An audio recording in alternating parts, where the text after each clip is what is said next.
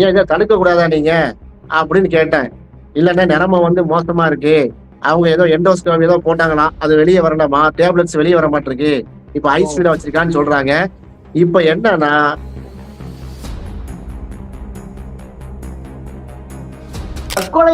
தற்கொலைக்கு தூண்டுற அளவுக்கு குடைச்சலை கொடுத்தா அங்க உள்ள நிர்வாகி யாரும் ஒரு கேள்வி இருக்குல்ல.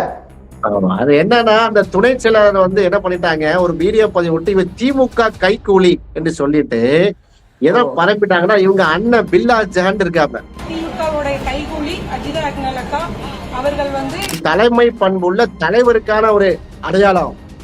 காரை விட்டு ஏத்த போறீங்க, ஏத்துற மட்டும் இல்ல, இந்த அஜிதா நான்சி வந்து திமுக கைக்கூலிங்கிறாங்க.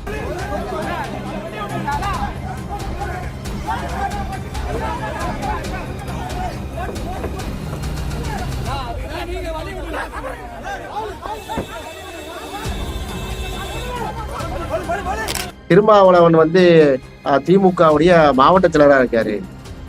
திமுக தான் காரணம் என்று சொன்னால், இப்ப நீங்க வந்து பிஜேபியுடைய பி டீம் இல்ல, நீங்க தான் ஏ டீம்.